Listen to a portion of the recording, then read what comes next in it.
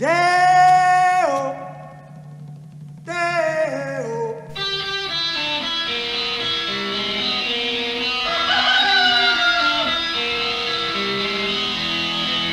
Baby's got a burger and a shooter and that shake is all go down. Baby's got a burger and a shooter and that shake is all go down. Corrosion to her thighs, erosion of her pride. Baby's got a shooter, baby's got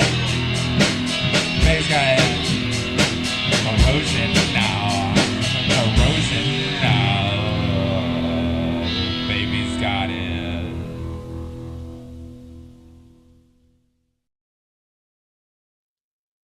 Good morning, Vietnam, and everywhere else in this great big ball of crap we call Earth.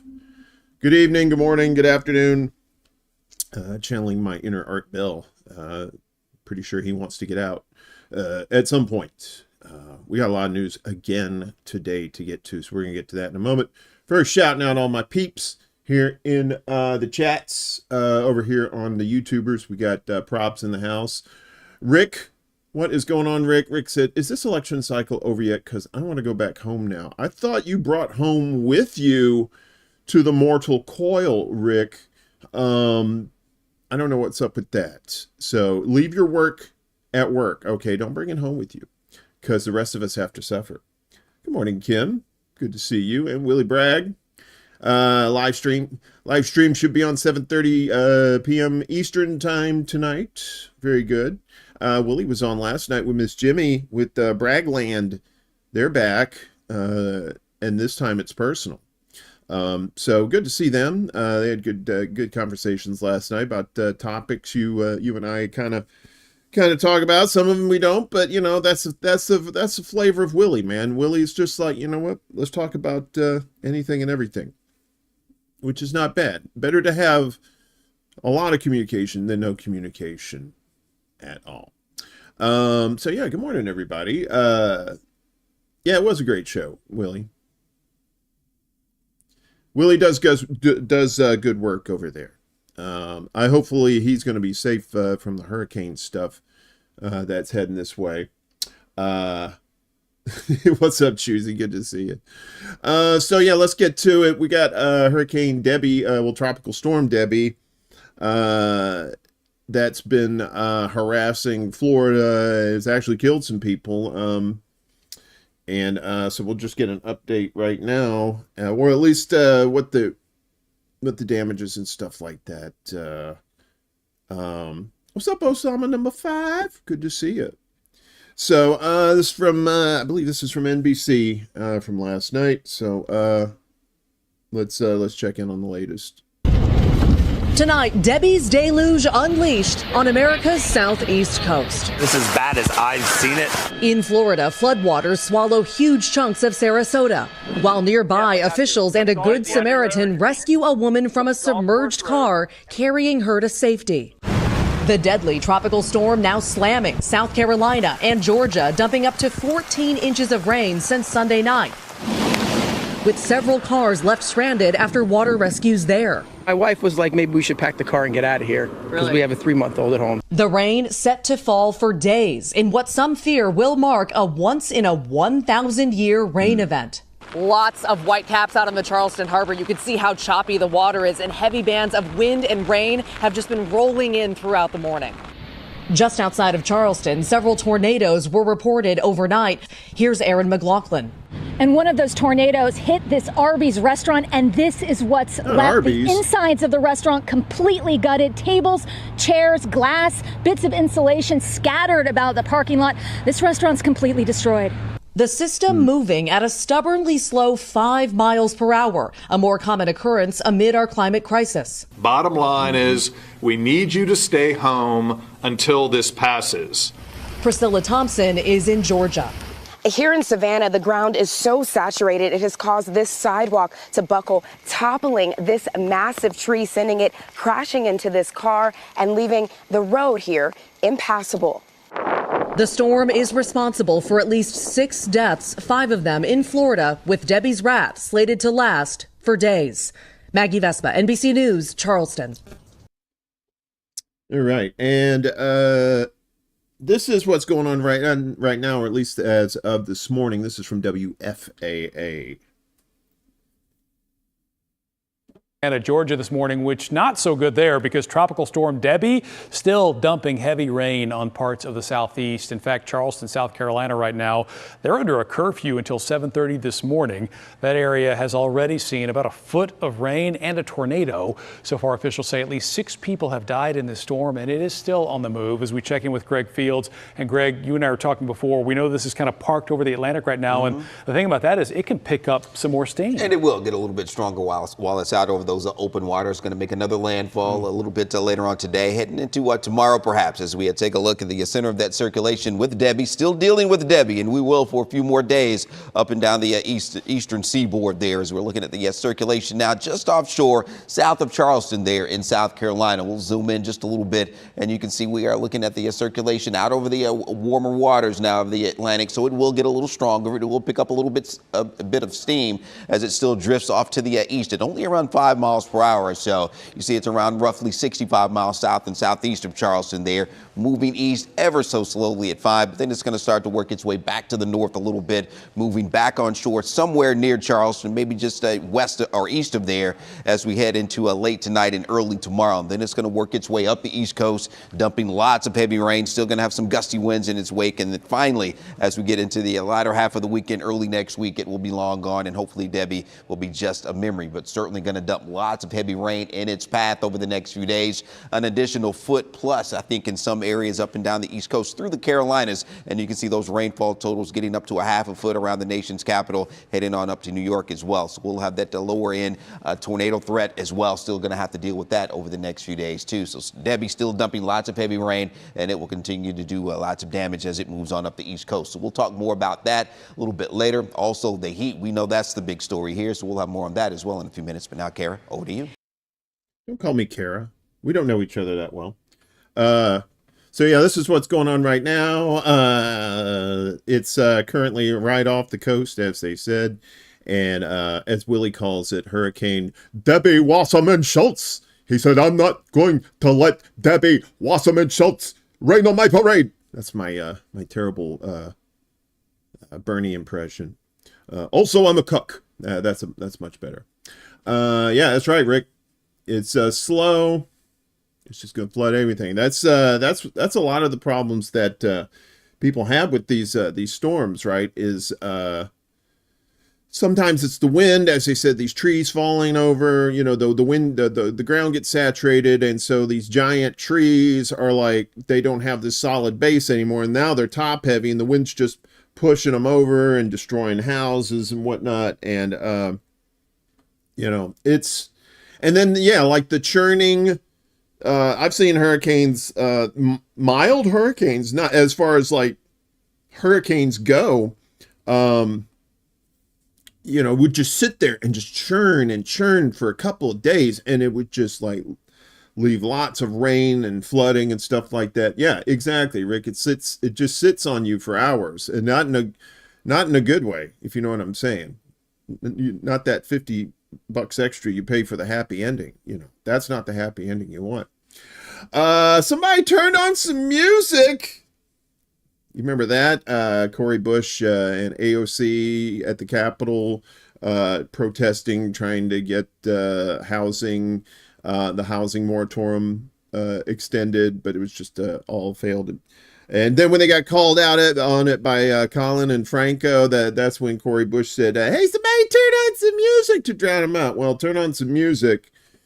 Turn out the lights, as they say. The party's over for Cori Bush. So yeah, elections in Missouri last night. Well, there was a few primaries in a few states, but this was the big one to watch. Representative Cori Bush loses Democratic primary after campaign onslaught from pro-Israel groups. The House member from Missouri fell to St. Louis County Prosecutor Wesley Bell, NBC News projects, as voters in 4 states decided the primaries, right? So she lost her primary to this guy, Wesley Bell, who is big time into the AIPAC, right? So let's see. So St. Louis County Prosecutor Wesley Bell has defeated Bush. Bell is expected to carry Missouri's deep blue 1st congressional district in November after a primary that exposed the party's divisions on Israel, with Bush a vocal critic of the Israeli government and the country's response to Hamas's terror attacks on October 7th. You may remember Jamal Bowman got ousted too. Fire alarm Freddy. Yeah. And he claimed to be, pro-Palestine too. So I'll be a progressive member of Congress, but I'm also going to be a practical member of Congress, Shitlib Bell told NBC News over the weekend.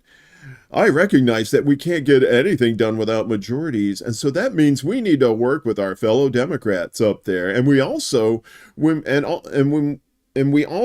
we can reach across the aisle and work with folks to get things done, blah, blah, blah.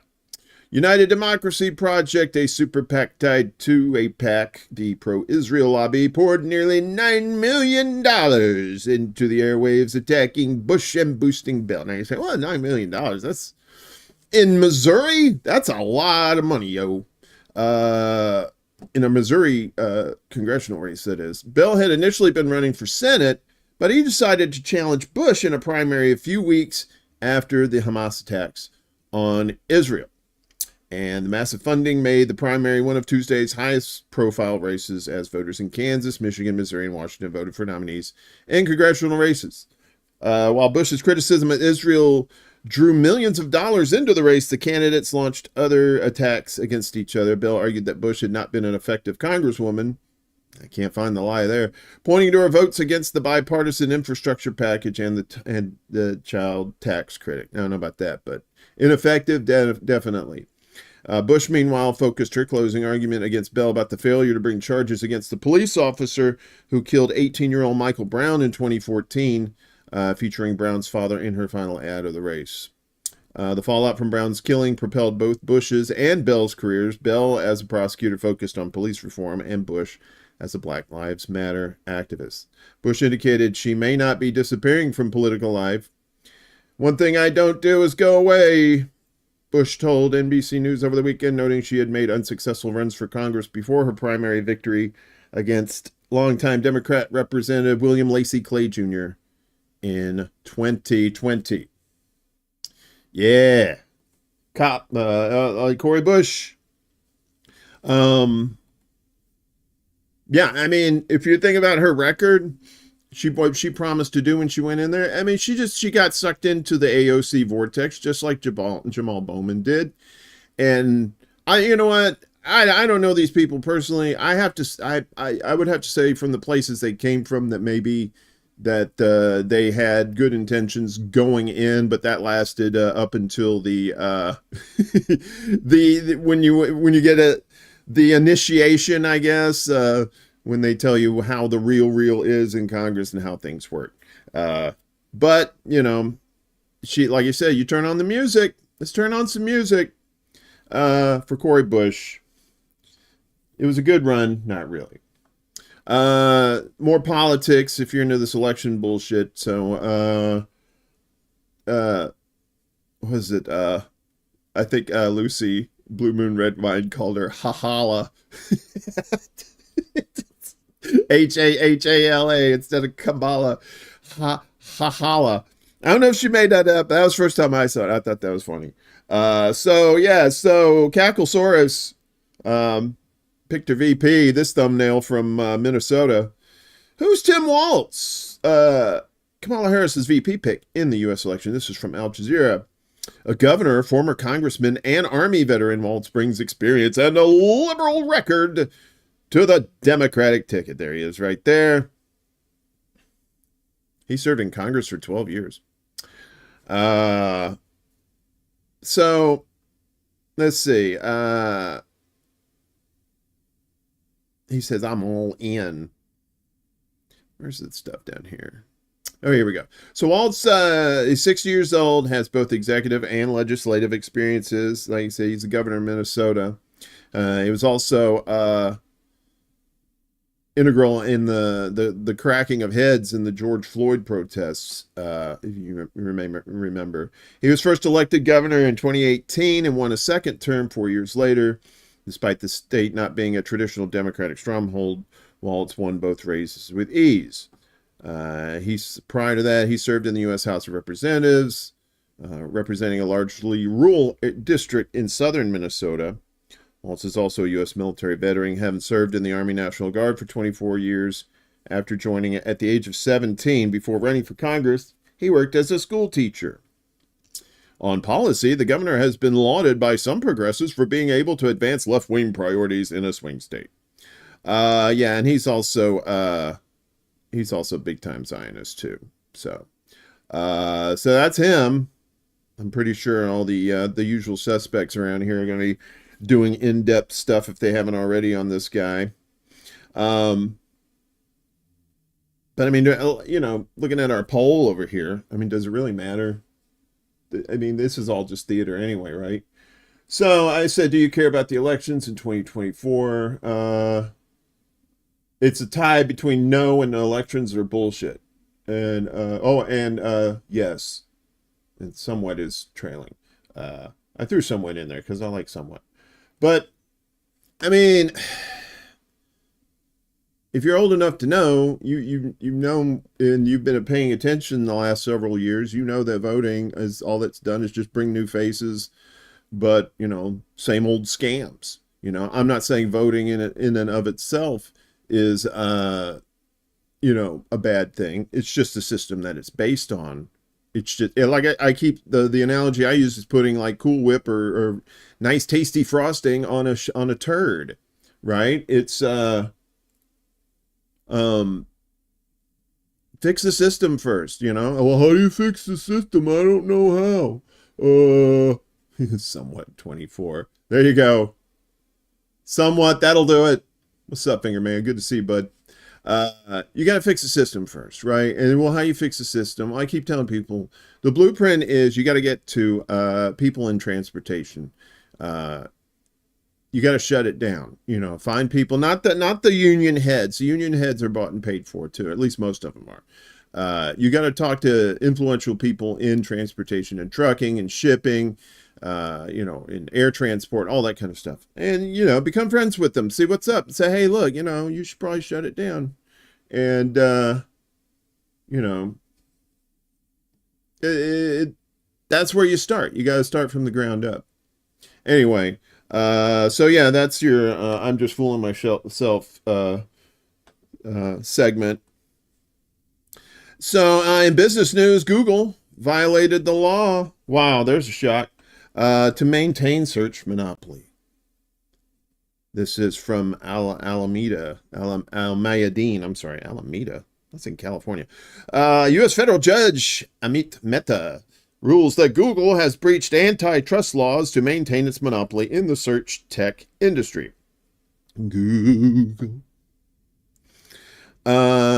Google breached antitrust laws while building its internet search empire, a federal judge found on Monday, a decision that could greatly impact how people utilize and interact with the internet. The judge ruled that Google violated Section 2 of the Sherman Act, a U.S. antitrust law, indicating that the search giant maintained a monopoly over search services and advertising. After having carefully considered and weighed the witness testimony and evidence, the court reaches the following conclusion. Google is a monopolist, and it has acted as one to maintain its monopoly, the ruling said. Ruling marks one of the most significant antitrust decisions in decades, probably one of the only antitrust decisions in decades, seeing how the government's bought and paid for, concluding a case that saw the Justice Department challenging one of the world's most valuable companies. It's also part of a larger effort in recent years by the Department of Justice, Federal Trade Commission, and European regulators to closely examine big tech companies for suspected monopolistic practices. The trial, which began in September last year, was not tried with the jury and took a lengthy break while the judge deliberated on his ruling. Closing arguments concluded in the first week in May, with Meta acknowledging the significance of the case for both Google and the public. Google plans to appeal the decision, as stated by its president of global affairs, Kent Walker, who cited portions of Meta's ruling describing Google's search engine as superior to its competitors. This decision recognizes that Google offers the best search engine, but concludes that we shouldn't be allowed to make it easily available, Walker said. So Google, but we're yet to see where this is going to go, because we have no idea. You know, is there going to be another one of these, a fine, no jail time for anybody? I don't know if you can get jail time for being a monopoly. I would think you should. Maybe in this day and age you should. Speaking of shady motherfuckers, Boeing saying, oopsie sauce, we're going to fix some shit maybe. Probably not, but we'll see. Boeing to change design to prevent future 737 MAX 9 door panel blowouts. Boeing is working on design changes that will allow the door plug to not be closed until it's firmly secured, it said. Probably making it out of peanut brittle didn't help either. Yeah, I know. But he was there. So I got to give him prop for being there. Boeing has said it plans to make design changes to prevent a future mid-air cabin panel blowout like the one in an Alaska Airlines 737 MAX 9 flight back in January, which spun the plane maker into its second major crisis in recent years. Boeing's Senior Vice President for Quality, Elizabeth Lund, said yesterday the plane maker is working on design changes that it hopes to implement within the year and then retrofit across the fleet. Investigators have said the plug in the new Alaska the MAX 9 was missing 4 key bolts. They are working on some design changes that will allow the door plug to not be closed if there's any issue until it's firmly secured, Lund said during the first of a 2-day National Transportation Safety Board investigation hearing in Washington, D.C.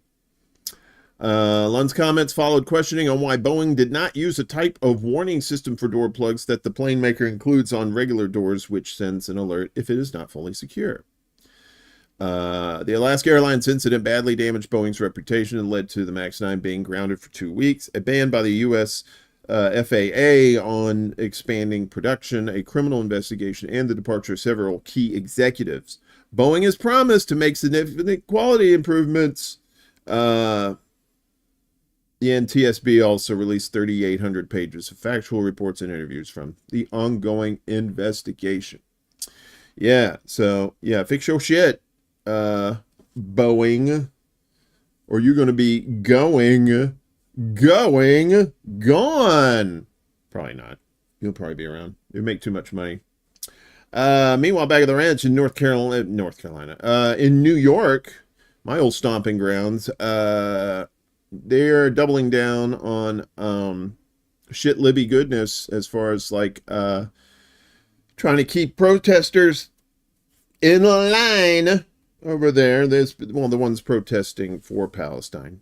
The ones protesting for Israel is no big whoop there. So, New York County bans masks used to hide identities in pro-Palestine protests. So, wearing a mask to shield one's identity during protests is now classified as a misdemeanor in New York State's Nassau County, which is the majority of Long Island, as protesters could face 1 year of imprisonment and $1,000 fine. Actually, it's more I don't know if it encompasses the whole of Long Island, but it's definitely the largest county on Long Island next to New York City. A bill banning people from wearing masks to shield their identity during pro-Palestine protests against the U.S. support for Israel's genocide in Gaza was passed in Nassau County on Monday, with 12 Republicans in the legislature voting in favor of the new law while 7 Democrats abstained. Republican lawmakers claim that the bill applies to any form of public demonstrations to prevent protesters engaging in, quote, violence and hate crimes from hiding their identities and eluding responsibility. Civil rights advocates and the New York Civil Liberties Union have criticized this new legislation, deeming it a violation of the right to free speech. Yeah, I mean, it's a mask in public. Masks protect people who express political opinions that are unpopular, particularly in New York, where it is like very Zionist run. Susan Gutter, Nassau County Regional Director for the New York Civil Liberties Union, said making anonymous protest illegal chills political action and is ripe for selective enforcement. If demonstrators break the newly passed law, they would be charged with a misdemeanor where they can face up to a year imprisonment and $1,000 fine. However, the bill exempts wearing masks for medical and religious reasons. So, unless someone has a medical condition or a religious imperative, people should not be allowed to cover their face in a manner that hides their identity when in public. So now, again, this is for Nassau County, I believe. This isn't for the whole state, but still, just another reason to stay off Long Island. You know, a lot of conservatives out there, claiming they're about free speech, but then they don't want you, them terrorists, they're coming to get us. We got to make sure we can see them coming. Yeah. So, the U.S. is a fickle place when it comes to how and what they do with money and that kind of thing. So you would think U.S. arm makers are just dying to get in there and set up shop in Ukraine, right? You know, it's they've been selling them weapons this whole time. So you figure instead of just delivering them, why don't we just make them at home for the Ukrainians? Well, you might be wrong there, Pally. This from RT. U.S. arms makers refusing to invest in Ukraine.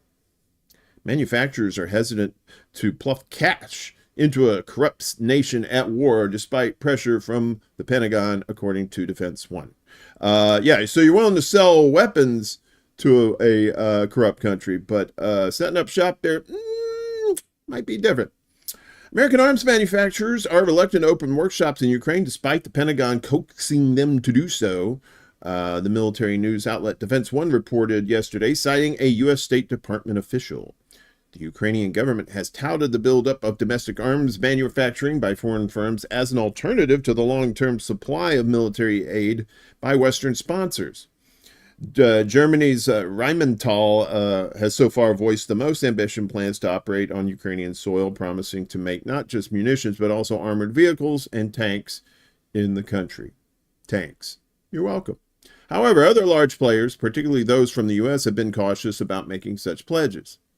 Northrop Grumman is an exception because they are a whore for cash, having announced last month that it had finalized an agreement to produce medium-caliber ammunition in Ukraine. The company will provide equipment and training, but has refused to put its own employees on the ground. Why? I thought, it's just corrupt. It's just a bunch of Nazis. What are you scared of? I don't know who that chick is. Making investments into a manufacturing facility that could be obliterated by Russia and may not have sustained demand in the future has to make sense from a business case, a U.S. State Department official told Defense One on the sidelines of the Farnborough Air Show in the U.K. U.S. industry is really eager to profit, of course. They didn't need to say that. That was obvious. But needs the government to hedge their investments for risks, according to the source. So, yeah. In addition to the war-related risk, Western firms are also concerned about corruption. The source acknowledged. The U.S. diplomat claimed that Ukraine was making progress in that regard, wink, wink, but was far from where it needed to be to allay the concerns. So basically what that means is it's like, we'll sell you stuff from here, but us going over there and setting up shop and doing that, you're corrupt. And you're probably going to get obliterated by Russia anyway, so what's the point? Makes sense, right? A broken clock twice a day is correct. And in this instance, they are correct. Don't set up shop there. Now, if you want those Nazis to come and calling. Over in Syria, this is kind of some late developing stuff. From this morning. This is Vanessa Beeley. She's, she's one of those actual, journalists that's there doing stuff. So we like to, when we can, get updates from her. So this is from Vanessa Beeley on the tweeters. She said there are reports that Syrian tribal forces are retaking areas east of the Euphrates from U.S. Zionist-backed Kurdish Contras and includes Al Omar and Conoco oil fields. Also reports that that U.S. jets are bombing tribal forces to halt advances and U.S. troops have been mobilized. This could be a major move for Syria if they can regain control of oil fields in the northeast under U.S. occupation. I pray this is going to happen for the sake of the Syrian people and regional resistance. We'll try to fully verify as events unfold. Video is reported to be of Syrian tribal fighters attacking SDF militia points in the town of Al-Baghouz near the Iraqi border in the eastern countryside of Deir ez-Zor. Probably butchered those names. Again, my apologies. Nope, not doing that. So yeah, this is some of the, maybe I can bring this out. So this is them going at it. Scenes of Syrian tribal fighters in the town of Debby in the eastern countryside of Deir ez-Zor and the encirclement of the Al Omar oil field refinery in the town. Reports from Wassim Issa, courageous Syrian war journalist. Yes, we're going to talk about these journalists here in just a second. U.S. occupation aircraft flying at low altitude in the eastern countryside of Deir ez-Zor after clashes broke out between the Zionist U.S.-backed Kurdish Contras and the Syrian tribes. Yeah, so again, you're going to get, there's a lot of deep dives on what's going on over there. Check out Vanessa Beeley too and her reporting.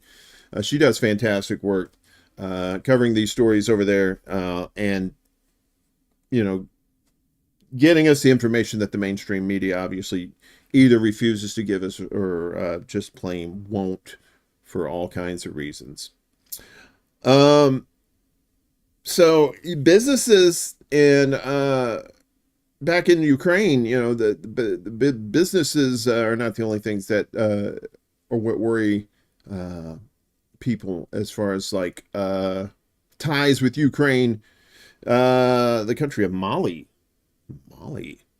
they said, peace, peace, and chicken grease, we out. This is from Kyle Anselone from the Libertarian Institute.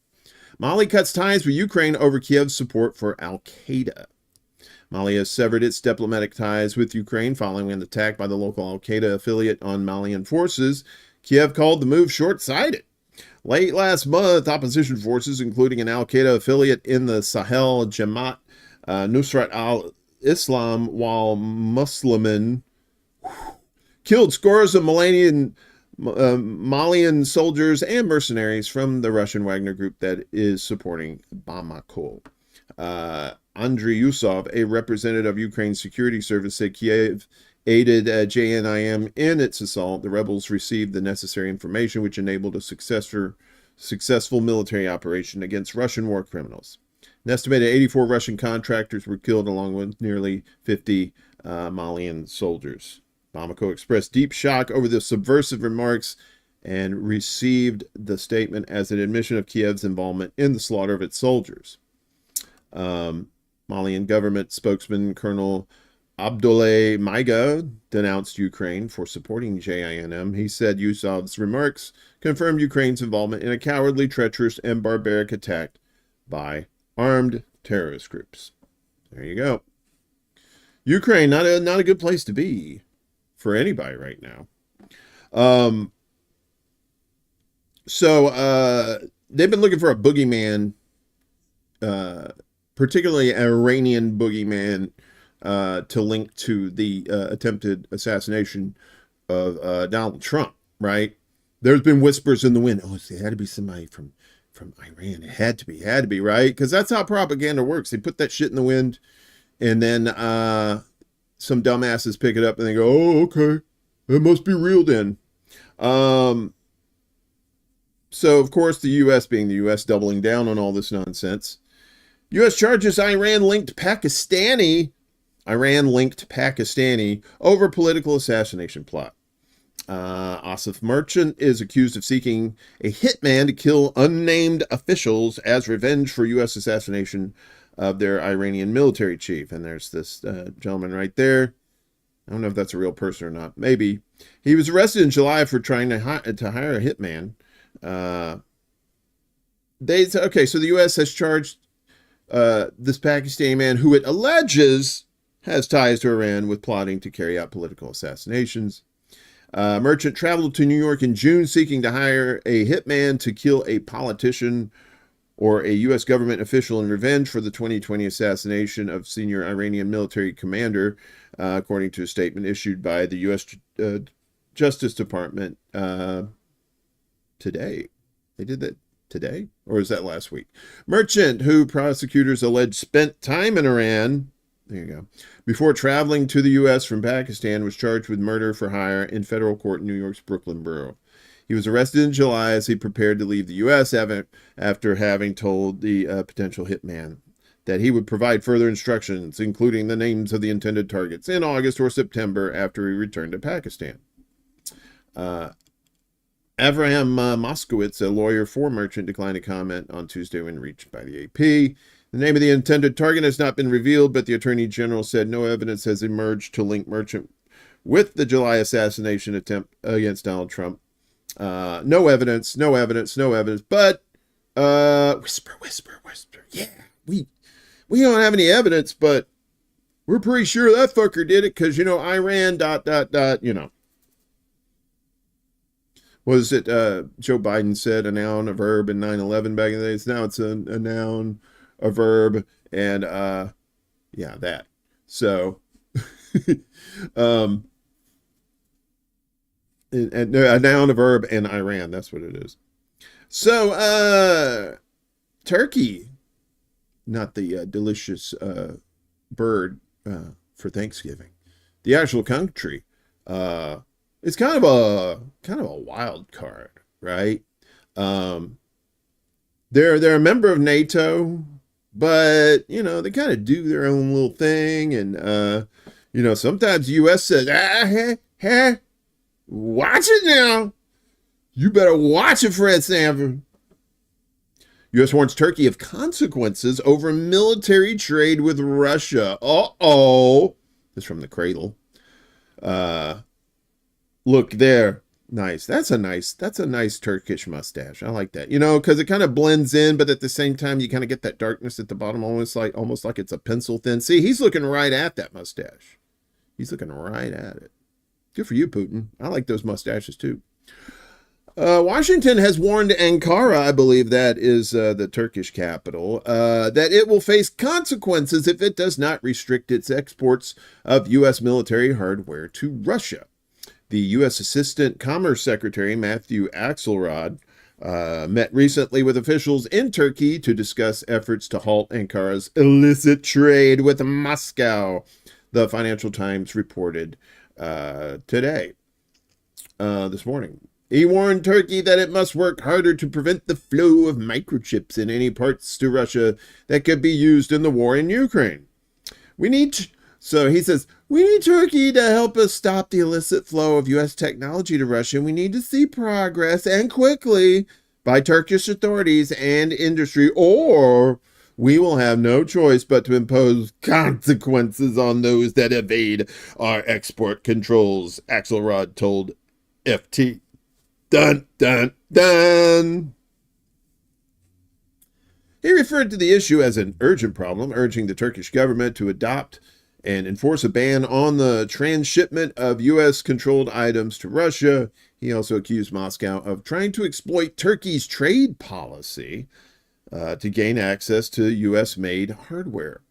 According to the official, 18 Turkish companies have been added to the Commerce Department's entities list, meaning U.S. companies will need to obtain difficult-to-acquire licenses to sell them such parts. You can expect to see more of that going forward, unless and until there is progress, Axelrod said. The U.S. is concerned that Turkey has become a hub through which Western manufactured electronics end up being used to produce Russian missiles and drones in violation of sanctions enforcement efforts. FT reported that Turkish flows of sensitive war-related goods to countries around Russia remain high. This is not the first time the U.S. has warned Turkey about its exports to Russia. The warning comes as Ankara and Moscow continue to enhance trade and security ties despite unrelenting Western sanctions in Russia. There you go. Looking at that mustache again. So nice. Don't blame you, Vlad. So Turkey, Turkey's going to do it. I think Turkey also knows that the U.S. is not as strong as they think they are, right? And with BRICS, this economic thing that, Brazil and Russia, India, China, and Syria is the S? I can't remember the S is. But they're trying, if you don't know what BRICS is, the short and curly of it is that they're trying to start an alternative economic system to rival the U.S. dollar and put the dollar in its place. So delicious. And another U.S. ally, too, is being naughty. Again, from the cradle. Pakistan to provide ballistic missiles to Iran if war with Israel erupts. So yeah, Pakistan said, hey, you want, I want in on that action too, baby. The Organization of Islamic Cooperation, OIC, held an emergency meeting in Saudi Arabia as Iran seeks to retaliate for Israel's assassination of top Hamas and Hezbollah leaders. Okay. Several Arab sources said that if the conflict between Iran and Israel escalates, Pakistan plans to supply Iran with Shaheen 3 medium-range ballistic missiles, the Jerusalem Post reported on August 6th. The sources made the statement amid an emergency meeting of the foreign ministers of the OIC in Saudi Arabia. The meeting was requested by Iran and Pakistan as Iran determines its retaliation for Israel's assassinations of Hamas political bureau chief Ismail Haniyeh in Tehran and Hezbollah senior commander Fawad Shakur in Beirut last week. The meeting is in the coastal city of Jeddah included discussions on the crimes of the Israeli occupation and the assassination of Haniyeh, said the Saudi OIC representative. So your OIC represents 57 Islamic countries and sees itself as the voice of the Muslim world. It includes major Arab nations such as Saudi Arabia and Egypt, as well as populous non-Arab states such as Iran, Pakistan, Indonesia, and Turkey. Tensions in the regions are high, with many speculating an Iranian-led attack on Israel may come within hours or days. And they've been saying that for days, too. It could happen any minute. It could happen any second. And somebody on the tweeters was talking about, well, why don't they do anything? Why don't they attack? Because they're already attacking. They're doing psychological warfare right now. They know, Israel knows what Iran and Hezbollah are capable of, like militarily, right? And if you're in that position to fuck with somebody's head like that, it's that's cheaper than dropping bombs, right? I mean, eventually you have to drop the bombs in order for the threat to actually mean something. Otherwise, you're just kind of talking out of your ass. But so far, a lot of scared people over there, and the right one's getting scared too. So speaking of Hamas, they do not miss a beat. After Haniyeh was assassinated, they have moved on, and they now have a new political chief. So this coming from Dave DeCamp at antiwar.com. Be sure to check out antiwar.com. Also, the Libertarian Institute, they're doing a fundraiser, trying to raise money for the year. So, you don't have to be a libertarian to enjoy good journalistic reporting. So if you can help them out, I appreciate it too. And help out antiwar.com too. They do good stuff. Hamas names Yahya. Are you calling them Yahya, really? I think they're just making up these names just to fuck with me. Hamas names Yahya Sinwar as new political chief.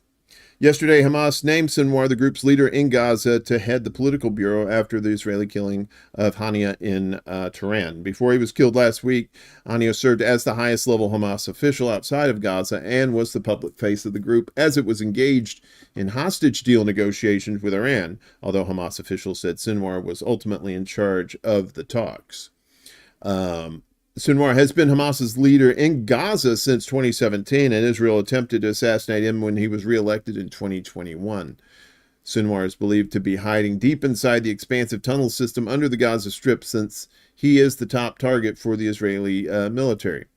Sinwar and the head of Hamas's military wing, Mohammed Deif, are said to be the masterminds behind the October 7 attack on southern Israel. Israel claims it killed Deif in a recent airstrike on a tent camp in Gaza, which killed at least 90 Palestinians, but his death hasn't been confirmed by Hamas. And usually they do, but they may not be confirming it this time for strategic purposes. Hamas officials said the decision to appoint Sinwar as the head of the political bureau was made unanimously. The Islamic Resistance Movement, Hamas, announced the selection of Sinwar as the head of the political bureau of the movement, succeeding their martyred commander. May Allah have mercy on him, Hamas said in a statement. So the killing of Haniyeh suspended the indirect negotiations between Israel and Hamas, and a lot of people in the know saying that was part of the plan. In the weeks leading up to the assassination, it was widely acknowledged by Israeli officials that Bibi, Benjamin Netanyahu, was doing everything he could to sabotage the chances of a hostage and ceasefire deal. Because that's what Zionists do. They like to kill. And ceasefire means stop killing.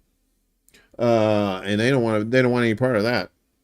Also, another group who doesn't want any part of that are the the ultra-Orthodox Israelis, making a statement.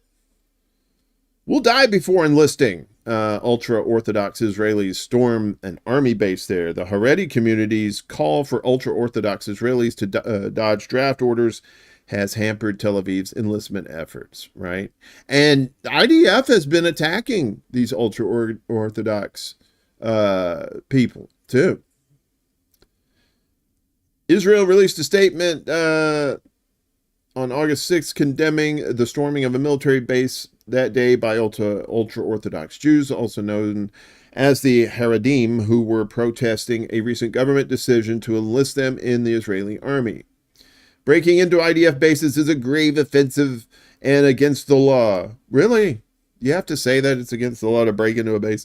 The Israeli army said, adding that the enlistment of Haredi Jews into the military is a critical operational need, and we are determined to continue advancing it. Kind of like treating the Haredis like the Ukraine is treating their guys, trying to get them into the military. There was like this story of like 18 people got caught in a meat truck trying to get out of Ukraine. You know, nobody wants any part of these wars that has any fucking sense in their head. That's for sure. Demonstrators from the Haredi community stormed the Tel Hashomer army base in Israel earlier on August 6th during a demonstration against compulsory conscription into the military. Israel's Channel 12 described the situation as out of control, with rioters outnumbering security forces and dozens breaking into the base. Video footage on social media shows them pouring through the gates.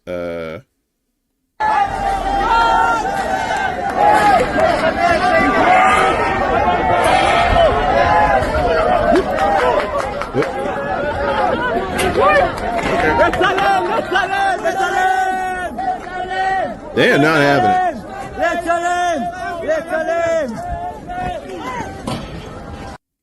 Yeah. So, I don't think this action is going the way the Zionists thought it would. I think the Zionists thought that everybody was just going to fall in line. It'd be very few, if people pushing back on any of this stuff. And boy, were they wrong.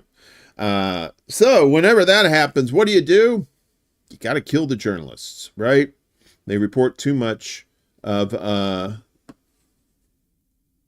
They changed their name as a country, but I still call it Turkey. I don't know how to pronounce that, Turkiye. If it's still the same pronouncement or pronunciation, that's fine with me. I like fried turkey, but not fried country, fried the bird. So how do you squelch any kind of pushback? You try to take away the information. How you do that? You take away the journalists. And right now, this is from Press TV. Another Palestinian journalist killed in the Gaza war. The death toll now at 166 journalists. This was the latest here. Mohammed Isa Abu Sada, right there. And there's no outcry from like the mainstream media about journalists getting killed, because they don't care about those journalists, because those journalists aren't on the take, right? Government media office in the Gaza Strip says another Palestinian journalist has been killed in the besieged coastal sliver, pushing the journalist's death to 166 since the Tel Aviv regime unleashed its military raids, bombardments, and missile attacks last October. Sada was killed in an Israeli bombing that targeted the vicinity of his family house in Al-Zana neighborhood, east of southern Gaza city of Khan Yunis, on Tuesday evening. Sada worked as a correspondent and photojournalist for a number of Palestinian media outlets. There he is right there. Journalists operating in the Palestinian territory face increased dangers as they report on the conflict amidst Israeli ground assaults and airstrikes, disrupted communications, supply shortages, and power outages. Israel launched the war, as we said, on October 7th, after Palestinian resistance groups carried out a surprise retaliatory operation in the occupied territories. So far, the regime has killed at least 39,653 Gazans, most of them women, children, and adolescents. Another 91,535 Palestinians have sustained injuries as well. So, yeah, I mean, a literal attack on journalism. And, big, proper respect goes out to these journalists who are risking their lives, trying to get us the information that the mainstream media is paid not to give us. Despite all the propaganda that we're steeped in, it seems like there might be a little glimmer of hope for America. Again, from Dave DeCamp. Majority of Americans oppose using U.S. troops to defend Israel. The majority of Americans oppose the idea of U.S. troops being used to defend Israel if it comes under attack by Iran, according to a poll conducted by the Chicago Council on Global Affairs that was released yesterday. The poll, conducted from June 21st to July 1st of this year, found that 56% of Americans oppose U.S. troops defending Israel. Now, this is not the same as them saying they're 56% of Americans are against Israel. They're against putting American boots on the ground over there, while 42% support the idea. Support for defending Israel is stronger among Republicans. Well, there's a shock, with 53% in favor and only 32% of Democrats in favor. The survey also found that 55% of Americans oppose U.S. troops defending Israel if it comes under attack by a neighboring country. The results come as the Biden administration is vowing to defend Israel from an expected Iranian reprisal attack for the killing of Hamas's political chief. A major coordinated attack launched by Iran and its allies could result in American casualties, and the U.S. support for Israel risks a major regional war. Now, I mean that's nice to know that 56% of Americans oppose U.S. troops. And you say, well, why is it higher with Republicans? Well, you have to understand. Here's just like a little brief history. So back in the 80s, the Reagan Revolution came along, and what helped Reagan was him buddying up with the religious right. Okay, and the moral majority, as they called themselves, who were neither moral nor the majority. They were just a minor group of crazy religious people, right? So, but this whole thing, like the religious people, who these Christians, these ultra Christians, if you will, believe that in the Bible it says that Israel is the home of the Israelites, the Jews, and it should be protected at all costs. It's not just a political thing; it's a religious thing for a lot of those people too. So, and I should know. I mean, some of my relatives are like, "Wow, you support Palestine?" I said, "Well, I support people not getting genocided. I support that being not a thing anymore." And some people just can't wrap their heads around it. It's just really. It's tough. I mean, when you're talking to people like this who are steeped in this propaganda this whole time, particularly if they're religious folks, that's a tough nut to crack when it comes to talking to them about this stuff and telling them, like, look, journalists are getting killed, children are getting killed, women are getting killed. I mean, just innocent people are just getting killed. And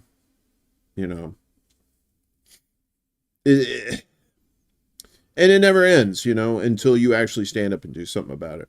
You're not voting your way out of it. Sorry. Meanwhile, Harvard University is being sued because they're not shitty enough. Here it is. This is from Middle East Eye. Harvard University to face lawsuit over campus anti-Semitism. Massachusetts judge says institution failed its Jewish and Israeli students. Right? Look at all these horrible people, these violent creatures. Harvard University must face a lawsuit from students accusing the administration for not doing enough to protect Jewish students. The lawsuit was filed in January this year in Massachusetts federal court by 6 Jewish students who said they did not feel safe on campus. Filed 8 days after Harvard's president Claudine Gay resigned over accusations of mishandling anti-Semitism on campus, the lawsuit also accused Harvard of not punishing student protesters and faculty members for alleged acts of anti-Semitism. In its decision, Judge Richard Stearns from Boston said he found the accusations plausible that Harvard had been deliberately indifferent toward Jewish and Israeli students. The facts as pledged show that Harvard failed its Jewish students, the judge stated in his decision. Harvard had made efforts to dismiss the lawsuits in April, arguing that curtailing on-campus protests violates freedom of speech laws protected by the First Amendment. In yesterday's decision, the judge said he was dubious that Harvard could claim that protests in solidarity with Gaza were protected by the First Amendment. What? Let's read that again. In today's decision, or yesterday's, the judge said he was dubious that Harvard could claim that protests in solidarity with Gaza were protected by the First Amendment. Richard, can I call you Dick? Look, Dick, yes, protesting is protected by the First Amendment, right? That's peaceful protests. You want to make a claim that these students were violent? All right, well, where's your proof? If you don't have the proof, STFU, and everybody knows what that means. Last December, Harvard University set up an 8-member anti-Semitism advisory group to tackle increased anti-Semitism on its campus, which had increased following Hamas's attack. Okay. Similar task force was reportedly set up to tackle accusations of Islamophobia and anti-Muslim bias. By May, the AAG produced a report presenting the administration with evidence suggesting anti-Semitic harassment to be a significant problem at the school. Middle East Eye reported that the university failed to adequately reply to students' concerns and act on the report's findings. So Harvard's not the only U.S. university to face allegations of failing to protect student safety, both Muslim and Jewish. In May, Columbia University and Emory College were the first universities to be federally investigated for anti-Muslim discrimination on campus. Columbia University agreed in June to provide safety escorts and take other steps to settle a lawsuit claiming the campus had become unsafe. What was that idiot? Oh man, he talked like this. Ben, what's his face? He said, "Facts don't care about your feelings unless you're Jewish, or unless you're a Zionist, I should say." And that leads to Germany, another cuck of Israel, as they try to show how undemocratic they can be. So back at Al Jazeera, a German court finds a woman for from the river to the sea chant. Defense lawyer calls the $655 fine against a 22-year-old protester a, quote, dark day for freedom of expression. The German court has imposed the fine on a woman for using the slogan "From the river to the sea, Palestine will be free" during a protest last year, a ruling her lawyer decried as an assault on free speech. Lawyer Alexander Gorski, who represented the lady in Berlin, said the decision yesterday was a dark day for freedom of expression. "My client only wanted to express her hope for a future of democratic coexistence for all people in the region," he told the AFP news agency, adding that the woman, identified only as Ava M., would appeal the decision, as she should. A court spokesperson said the woman was found guilty of using the slogan during a demonstration at Berlin's Neukölln district on October 11th, days after the Gaza war began. The court concluded that the use of the phrase could only be understood as a denial of Israel's right to exist and an endorsement of Hamas's attack, the spokesperson said. Yeah, so good old Germany. Just when you think they can't be shitty enough, here we go. And that's the way they silence people, or they try to silence people. They start off with this stuff, like with fines, misdemeanors, punishable up to a year in jail. That's supposed to deter these people. And then once it doesn't deter them, and it doesn't, then you start seeing the more draconian stuff, like heads getting cracked and people thrown into, private prisons and, black sites, where, they're just thrown into a hole, never to be seen again, right? And that's where we're going. That's what we have to stop. That's why we do shows like this, to get out as much information as we can, to inform you, and maybe, help your buddies who are like trying to figure this shit out, Yeah, Ben Shapiro. Thanks, Willie. Yeah. Facts don't care about your feelings. Zionists suck. Wait. No, stop it. That hurts me. Poland telling its people, this whole thing over there in Israel and Lebanon, y'all might want to get the fuck out. So this is TVP World. I think this is a Polish site. Poland ready to evacuate its citizens from Israel and Lebanon amid tensions. The Ministry of Foreign Affairs has said it is ready to evacuate Polish citizens in Israel and Lebanon, and has advised against all travel to both countries. The move comes following an escalation of tensions across the Middle East. Polish Deputy Foreign Minister Andrzej Zezn says consular services are in constant contact with Polish citizens, both in Israel and Lebanon. Whoever would like to be evacuated from territories threatened by warfare, we are ready to do so at their request. He added, however, that a large number of those informed did not think it necessary. There you go. So they know what's going on. This thing is about to pop off at any time now, as far as like Hezbollah and Hamas's responses to these things. Like I said, they're doing the psychological warfare thing right now, right? They're just fucking with their heads, and we're gonna get you. We're gonna get you. Oh, we're gonna hit. Oh, no, not yet. We're gonna hit that button. Here we go. You better watch out, Israel. Oh, no, not yet. I'm telling you, fucking with people's heads is free and probably the most effective in warfare. So try some today. Also, Poland probably should warn their people about UK too, as all that crazy shit's going on over there. So the UK travel alerts issued worldwide. Australia, Malaysia, Nigeria, Indonesia, and the United Arab Emirates and India have all advised their citizens to stay away amid riots. So we're talking about the far right folks over there burning hotels and stuff, racially charged violence going on there. Several countries, including those we mentioned, have issued safety warnings to their citizens about traveling to the UK in light of widespread anti-immigration protests across the country.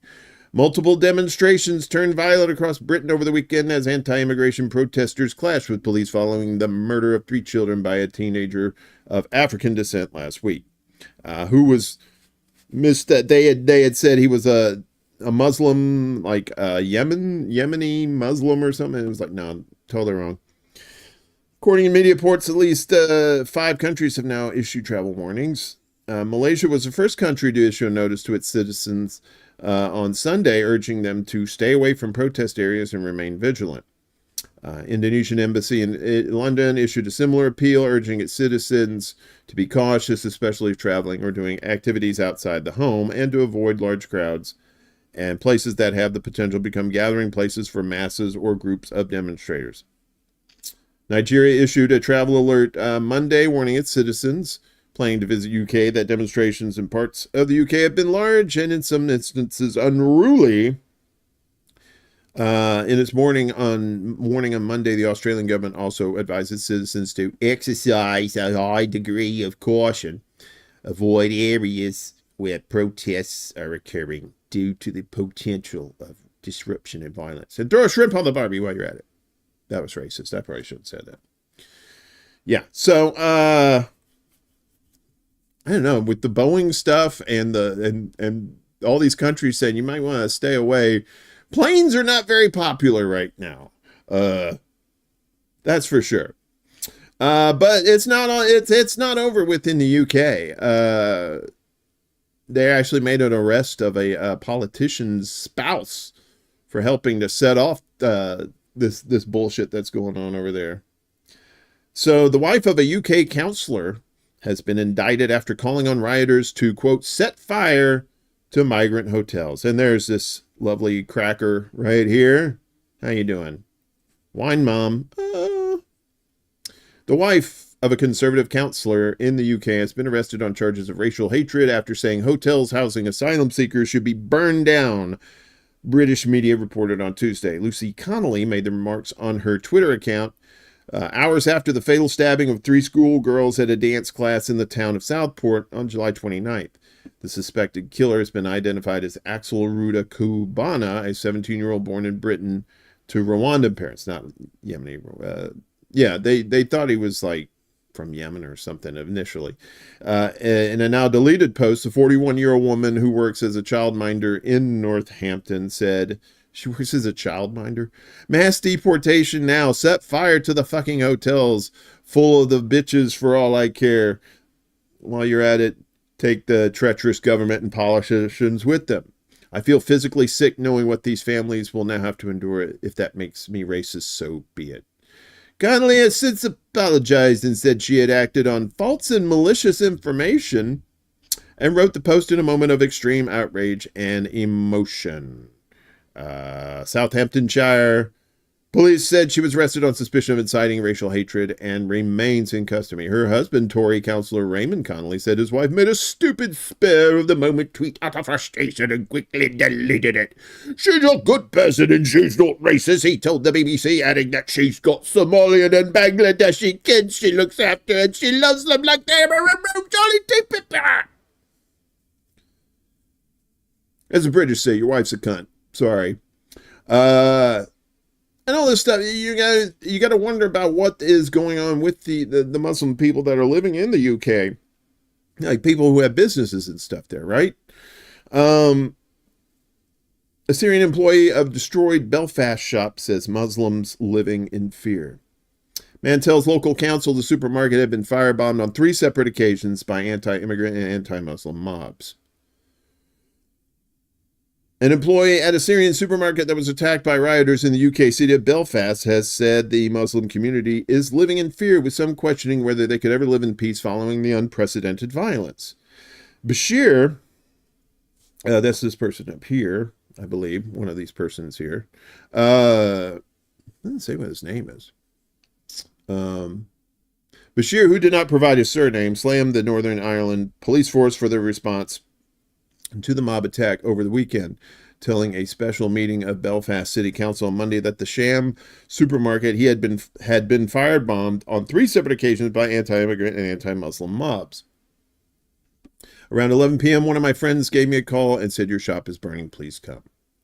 Riots have swept through the UK for nearly a week after anti-immigrant and anti-Muslim misinformation campaigns spread on social media following a stabbing attack that left 3 children dead in northern English towns of Southport. So yeah, they're it's you know, how do you have a normal life whenever you're dealing with all this, you know, chaos and, you know, violence and stuff, right? It doesn't make sense that could that somebody could live like that, you know? I mean, you have these situations in like all these countries that are coming here. You know, one of the reasons why we have problems at the border is because of U.S. Foreign policy helping to make these countries that they're coming from just living nightmares, right? And it turns out, it looks like they're doing that with the UK. It looks like that's just going to be another just hellhole for people. So, but speaking of hell, we're going to end this one with a little Maduro fun. Maduro versus WhatsApp. If you know what WhatsApp is, it's this scammy thing. It's owned by Meta, the same people that own Facebook and Instagram, I think. And it's, you know, just unsecure, horrible communications app, right? Well, the Venezuelan president, Nicolas Maduro, is calling him out. I thought this was funny. We'll end on a little higher note than people getting threatened. The messenger is being used by fascists to spread violence, according to the Venezuelan president. He has a nice mustache, too. Not a pencil thin, but he has dark hair, so, that's going to come in there. Maduro has publicly uninstalled WhatsApp from his phone and asked his supporters to follow his lead, claiming that the platform is being used to undermine the South American nation. In a statement broadcast by the TV network Telesur in Caracas on Tuesday, Maduro said that the Meta-owned messaging app is being exploited by fascists to incite violence.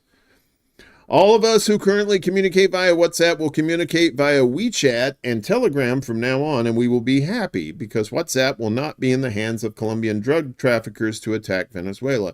It will not be in the hands of traitors, neither of the North American empire. It is technological imperialism, Maduro stated.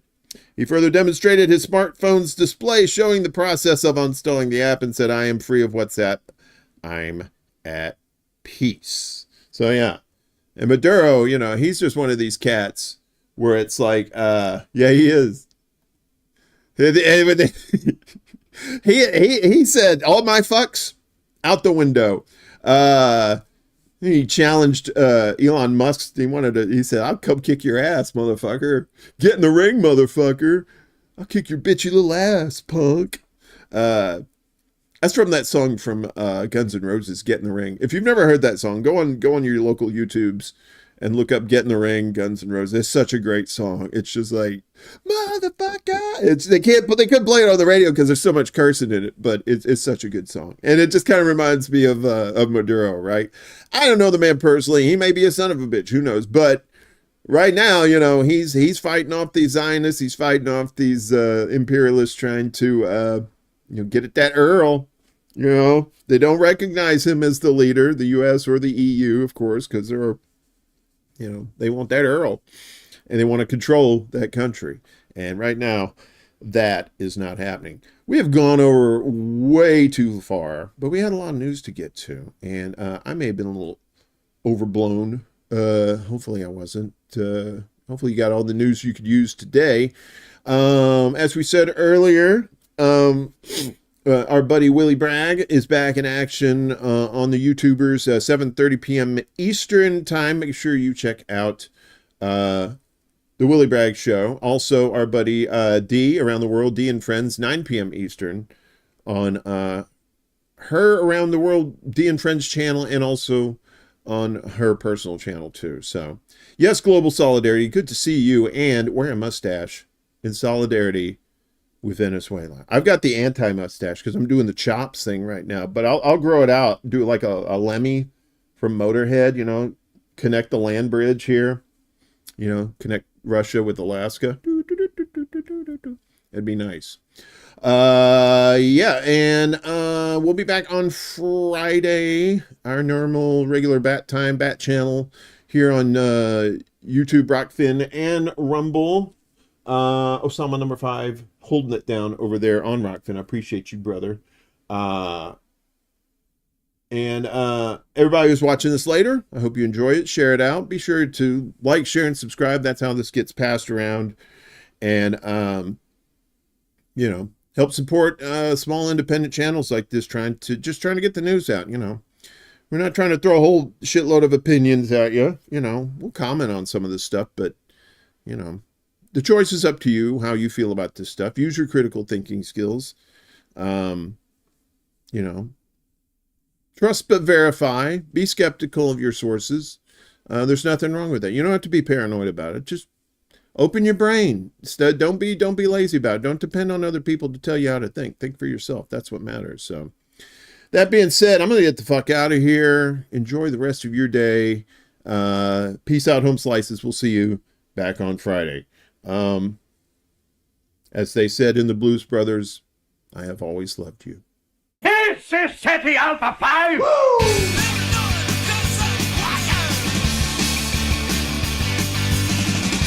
Strip me away, black